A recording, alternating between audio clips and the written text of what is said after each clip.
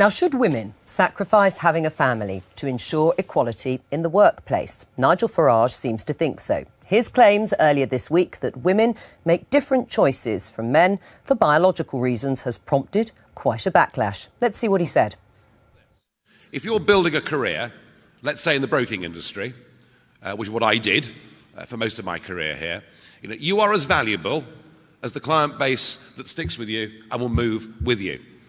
And in many, many cases, women make different choices in life to the ones that men make, simply for biological reasons. And if a woman who has a client base, has a child, and takes 2 or 3 years off work, she is worth far less to the employer when she comes back than when she went away, because that client base will not be stuck as rigidly to her portfolio. And I'm afraid I sometimes think that we look at the figures, the pay gap in the city between men and women, and assume that it's still an old boys' club full of discrimination. Actually, pre-Big Bang, it was.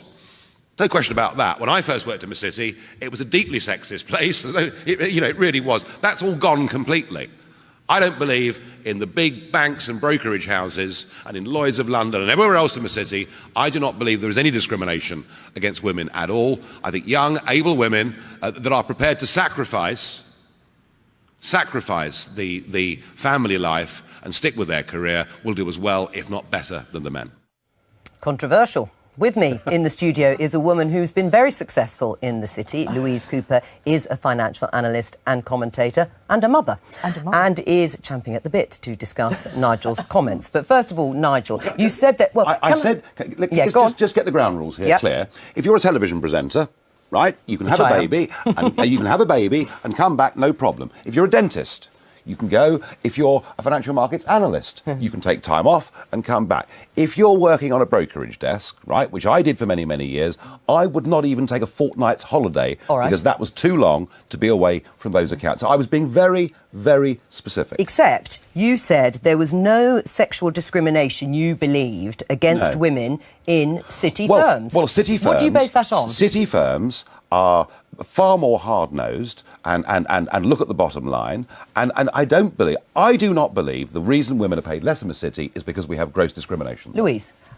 I try hard not to lose my temper on air, and I really try hard not to insult people on air. Don't hold back. But I'm sorry, Mr. Farage, for you, I'm going to make an exception. Because what you are saying is laughable. Is it? You are talking out of your bottom. So why are women paid less? Let Louise put the case. And for all the working mothers out there who are battling day to day, and I know lots of them in the city, but not just in the city, but elsewhere as well, who are discriminated against, who are paid less than their male colleagues, who are looked over for promotion, I say on behalf of them, shame on you. And I say double shame on you because you actually have daughters. What kind of example are you setting to your daughters by saying what you said? So are you saying that the banks and brokerage houses in the City of London are openly and clearly discriminating against women today? Openly and clearly is difficult, but they are discriminatory. The point you make about maternity leave, OK? You say the word maternity leave, women go away for 2 or 3 years. I had a child, I had 4 months maternity leave. The maximum you can take is 12. So why this, women go away for 3 years? So that's the first comment. Maternity leave. Yep. Gardening leave. OK, so let me just explain what gardening leave. In the city, if you leave your firm, you can't start to work anywhere else for at least 3 months, very minimum. Most firms have 6, 12, 18 months of gardening leave, OK? So that costs the firm, because you leave on day one with your black bean bag, that costs the firm that you were hired with, and the new firm are willing to wait 6, 12, 18 months for you to turn up. So if it was so important for you to be there every second of the day and not have 3 months maternity leave, why does the whole city run on the let's poach other staff? Because clearly, and even more in the brokerage industry, there is a lot of gardening leave, and people and brokerage firms are willing to pay many millions to guarantee someone who will arrive in 6, 12, 18 months' time, which is far longer than maternity leave. So don't give me maternity leave. I say gardening leave back to you. And no one talks about that for discrimination against men. Well, the reason gardening leave was put in place is because people know that actually any time away from accounts brings in and increases the level of risk. So that's the very reason gardening leave was introduced. Look, when I ran a brokerage company, I had a guy came to me one morning and said, Nigel, I'm resigning. I'm going to do the childcare at home because my wife's got a better job than me.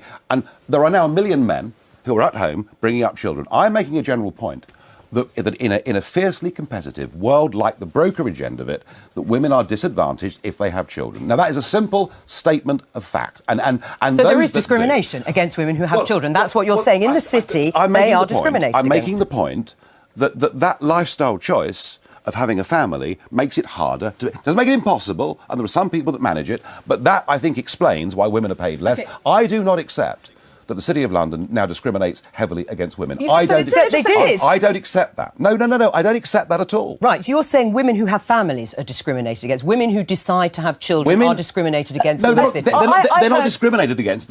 In a bottom-line business, they make it harder for themselves. It's simply a statement of fact. Well, except Louise isn't the only person who's been screaming, I literally. know. Ruby McGregor-Smith, Chief Executive of Mai Tai, Anne Richards, Chief Investment Officer of Aberdeen Asset Management, Lindsay Ricks, MD of Santander Wealth Management. They all have children. They're at the top of their game. It can be done. There aren't many. They're discriminated against. So Janet Yellen became boss of the Federal Reserve, possibly the most powerful job. She's got kids. When she became head of the Federal Reserve, I wrote a piece about it and said, these are, in my view, the 10 most influential financial women in the world. I read that. 8 of them have kids. It is laughable. One of them is the head of one of the most successful hedge fund businesses in the world. Hedge funds do their, spend 20 hours a day at work. One was private equity. One was, Reinhardt and Rogoff. One of those women. Christine Lagarde. Christine Lagarde at the IMF. It is laughable that because a person has a wound, they can't do a job. To their companies? We have to make a decision here, don't we? Women are paid 30% less than men in the city. Why is that? And I'm suggesting it's because they make different lifestyle choices. And whilst there are some women who want to have families... Is that right, though, Nigel? Is that right? Yes. It may not be right. It may not be right, but it is the way the world is. A lot of women, some women are happy to have a family and a big job, but it's a hell of a difficult thing for them to do. So if I'm wrong, then we do have gross discrimination in the city. I have an alternative view of the reason why women are paid 30% less in the city is because you play deliberately to all the sexist bosses out there and allow and cause this very problem. You have made the situation worse. For all the working mothers, not just in the city, you have made the situation worse. Can I put you, are women worth less in your party if they have children? No, because they're not. Listen, I repeat, I was talking about a dealing room environment in the brokerage business, a very specific audience, not about professional women in general. You can see how it's fueled the argument, can't you? I can, because people deliberately choose to have a row over it. I was being factual. I think... it's been demonstrated that it isn't factual. I would not take a fortnight off when I was doing that job. No more than a week. One thing I will say to you, Louise, about women in the city, they earn, relative to many other industries, a lot of money. They can afford to pay for that childcare without losing the majority of their salary. I put to you, in general, that can be a big problem.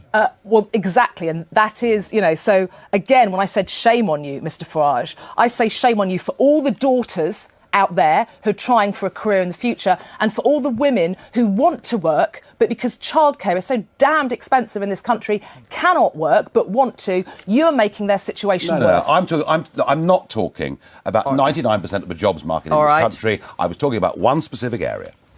Thank you, Louise Cooper. Have you finished? Yeah, I've finished, yes.